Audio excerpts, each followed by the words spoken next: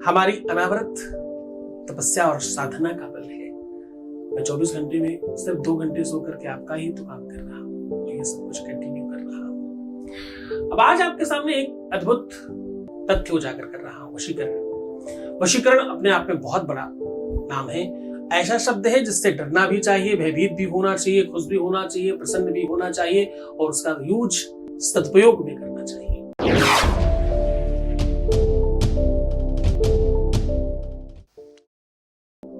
पहले वशीकरण जानवरों के लिए किया जाया करता था, पशुओं के लिए किया जाया करता था, उनके इलाज के लिए। फिर धीरे धीरे जब मनुष्य ही पशु होने लगा तो उसके ऊपर भी इसका इस्तेमाल किया जाने लगा।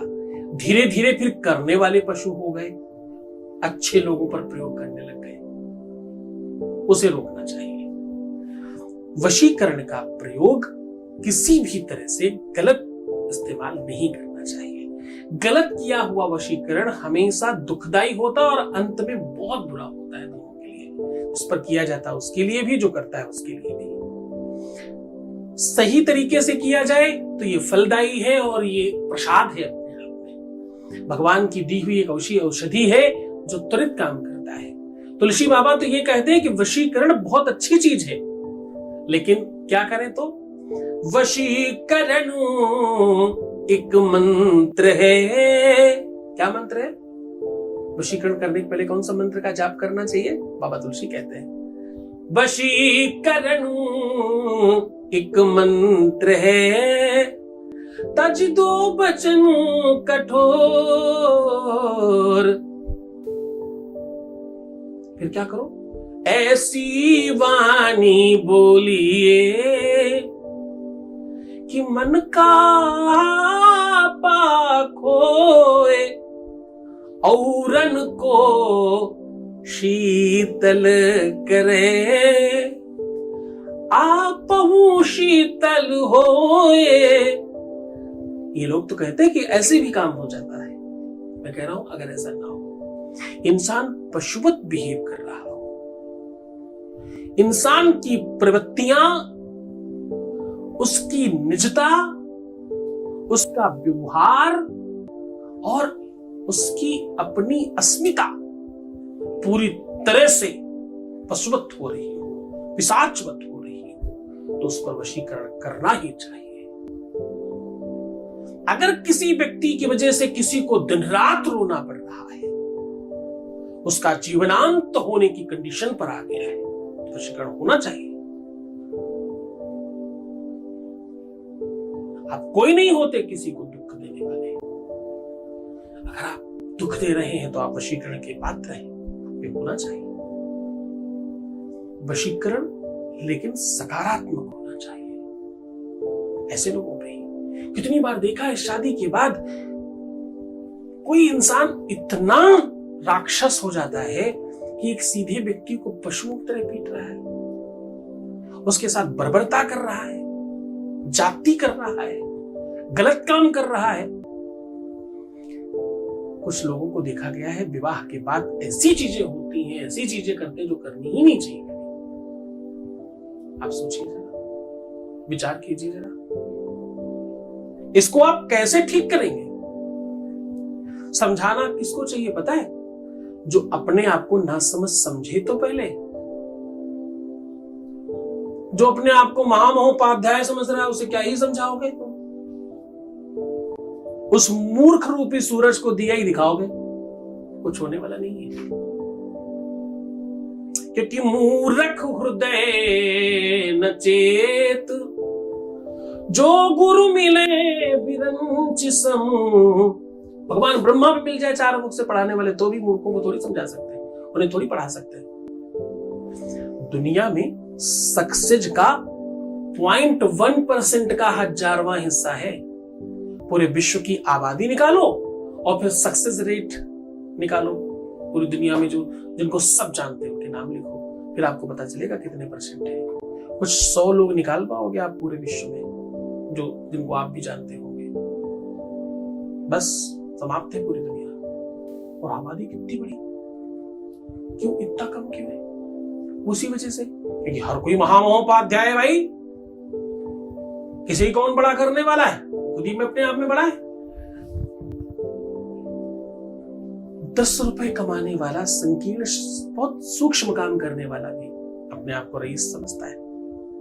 घर में जब वो हमारे यहाँ तो बहुत देखने को मिलता, पान मसाला ऐसा लगता है मान लीजिए उनके आगे कोई है नहीं, पूरा विश्व आराम विराम पा रहा होता है उनके आगे। तो ये सब छीटा कसी नहीं, सीधा कहने का संबंध ये है कि जो व्यक्ति समझाने लायक न हो, जिस व्यक्ति की बर्बरता, अब कोई इंसान आपके लिए सब कुछ छोड़कर आया और कोई व्यक्ति नशे में चूर है, या तो किसी वास्तविक नशे में और या तो किसी अनदर नशे में। कोई व्यक्ति अपना सर्वस्व लुटा रहा है और दूसरा व्यक्ति उसे कुछ समझ ही नहीं रहा है।